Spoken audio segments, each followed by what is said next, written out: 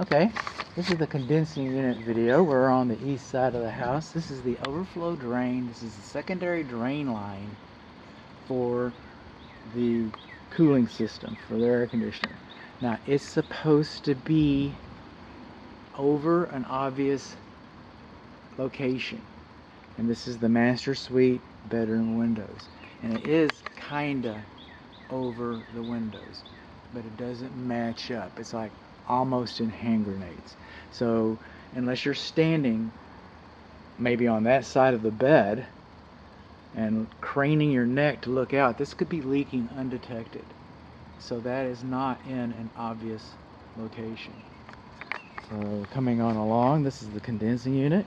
This is the electric service disconnect for the condensing unit. Alright, they're supposed to be about 3 feet. I don't care. It used to be they're not supposed to be behind the unit. This was fine when it was installed, and I still, I'm not required to tell you that. So, I'm just gonna kind of let it go. For conversation.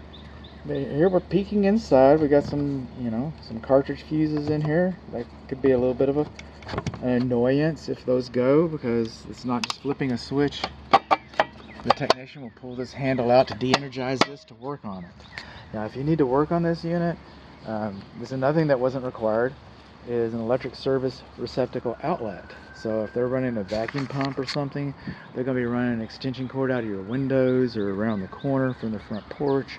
It's going to be kind of a nuisance for somebody to work on this. And if this home was built this morning, and of course it wasn't built this morning, you would have a service receptacle outlet. Now this disconnect switch, it should be sealed on 3 sides, all right? Not the bottom, because so it can leak, but on the sides and the top, it should be sealed to help prevent moisture infiltration into the walls. But this is the unit itself. See this foam right here? It's no longer acceptable. This insulation, a different, more rigid insulation would be used today. That requirement came in about 2015. It's an energy requirement, so it's going to make my report.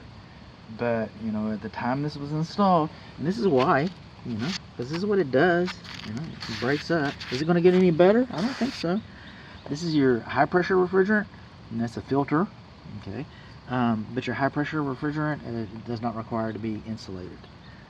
On some systems, I've heard rumors, all right? It's the little black cap right there. That's called a Schrader cap, Schrader valve cap. Look that up in the dictionary. You won't find it, but that's a refrigerant service valve port cap. And those should be, this again, 2015, but those should be anti-theft. Anti-theft. Because people can get in here and not know what they're doing. On the high pressure side, it can be explosive. Children like to steal it, to huff. Regular thieves will probably have the key to the cap. It's like the cap, the hubcap locks or the wheel locks on your car. But you should have Schrader valve port caps. Schrader valve caps, anti-theft Schrader valve caps. Now this condensing unit is supposed to be picked up off of the ground a minimum of 3 inches, so that, see, and it's on all sides. All sides. Now you'll see over here we got dirty coils. Dirty coils. The coils should be cleaned. The soil shouldn't be this high to the condensing unit. Speaking of condensing unit, this is the data plate right here. And what we're learning is that this was manufactured in 2011. Okay, it's now 2021. So this unit is 10 years old. 10 years old. This equipment is engineered on paper to last 20 years. I had one that lasted 35. Okay, and I know I've seen some that lasted longer. It wasn't anything that I did. It was 32 years old when I got it, but I got a few more years out of it. But Las Vegas is going to give you 14. That's what I'm saying. After 14 years, all this equipment in North Texas is about done everything it's going to. So this unit is about 10 years old. All the Texas Real Estate Commission is concerned about, is it on or is it off? Is it working or is it not working? Is it performing the function for which it's intended? Or was it installed improperly, so high soils? Or is it a safety issue that the Texas Real Estate Commission, there's some safety issues that Texas Real Estate Commission are real keen on about the public being made aware of, and that doesn't apply here. Okay, but that's the Texas Real Estate Commission. Is it on or off? Is it performing the function for which it's intended? Was it installed properly, or is it a safety issue? Which basically boils down to three things. So we learned that it's 10 years old. We also learned that this is a 3-ton system. And we also learned that the refrigerant is 410A. And 410A is the good stuff. Okay? So that's good news. That's good news. It's not a spring, it's no spring chicken, but you know, it doesn't have an obsolete refrigerant in it, so that's good that it doesn't have that. Now the breaker size for this is a maximum 50 and a minimum 35. They don't make a 34.2 breaker. So it's 35 to 50. Okay?